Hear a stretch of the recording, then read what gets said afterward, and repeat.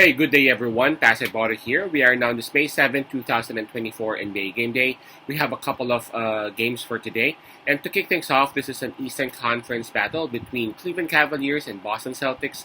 This is going to be game number 1 of their series, and this will happen at 7 o'clock p.m. Eastern Time. That's going to be 7 o'clock a.m. here in Manila. I'm just inviting everyone who have not subscribed yet on our YouTube account or a YouTube channel, Passive Baller. Please click on the subscribe button below. At the same time, hit on that bell logo. That way, automatically, you guys will be receiving notifications whenever new videos are uploaded. And as we all know, we actually provide free picks right here in our YouTube channel. But for those who are interested in having our MLB or baseball premium picks, you can actually reach us through Instagram, Telegram, WhatsApp, or even Messenger account. Just take a look at the descriptions of our videos and you would see the details right there. Now let's get back into this basketball matchup. The spread that is given is minus 11.5, and that's given towards Boston Celtics. Boston Celtics, they would also enjoy the home court advantage on this.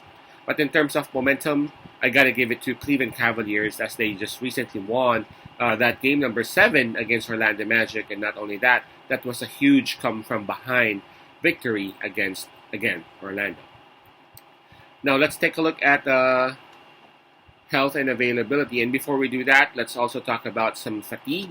Well, fatigue factor, we got to say that the Boston Celtics would have the advantage, but it's not like Cleveland Cavaliers would actually go back-to-back games and back-to-back nights, right?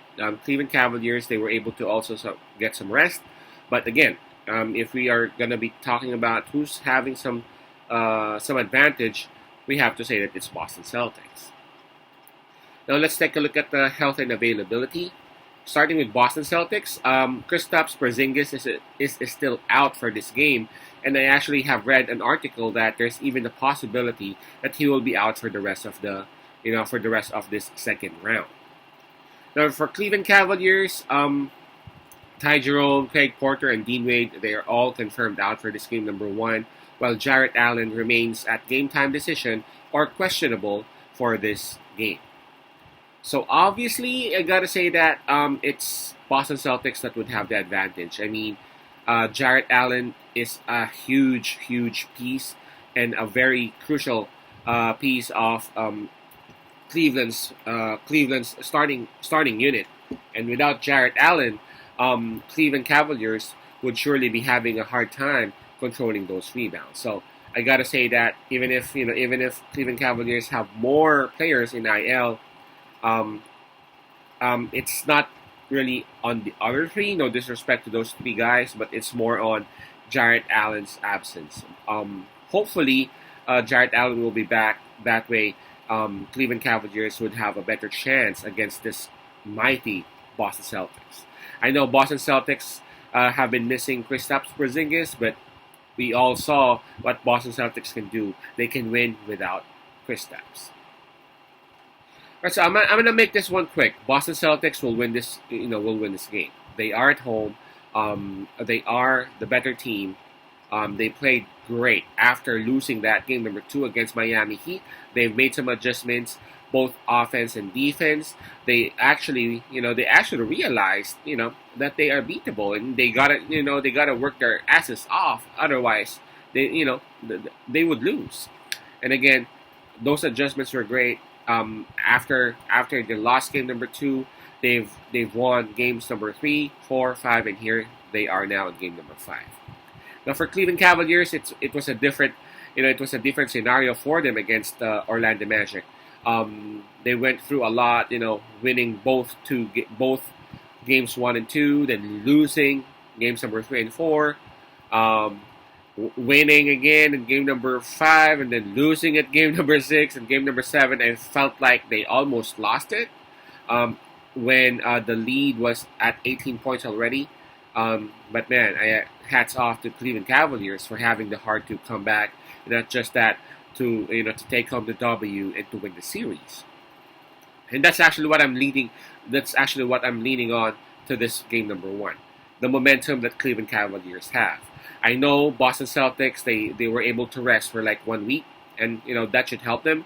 But sometimes it actually backfires. It actually gives them some rust. But considering how good Boston Celtics is, I don't think Boston Celtics will actually lose the game. I don't think. What I'm actually looking at is the possibility of Cleveland Cavaliers covering the spread. Cleveland Cavaliers having enough momentum, and Boston Celtics, missing, not really missing, but resting a lot of days, giving Cleveland Cavaliers some opportunities to keep this one tight. Not really tight like a 1 point game or a 2 point game, but 11.5. I just can't imagine Donovan Mitchell after having that great game that he had in game number 7. I just can't imagine him, being silenced to down to like 15 points or 20 points. I expect Donovan Mitchell to really score a lot. Plus, Cleveland Cavaliers, just like what I said, they have these couple of veterans. I'm talking about Tristan Thompson. I'm talking about Morris Senior. Yes, they won't be able to give a lot of points, but they are those ballers off the bench that you can actually call, and they can actually give you some defense, some rebounds, some presence in the paint. Some stuff that can't be seen through numbers, that can actually help Cleveland Cavaliers to at least minimize the damage that Boston can do inside the paint, and that can also help them in grabbing those rebounds. At the end of the day, Boston Celtics will still win the game, but again, I feel like Cleveland Cavaliers would have enough momentum coming onto this game to at least cover the spread. My pick on this one would be Cleveland Cavaliers plus 11.5. I'm expecting another huge game from Donovan Mitchell, giving him more than 25 points. Again, that's Cleveland plus 11.5. Peace out, Pasay love, and God bless.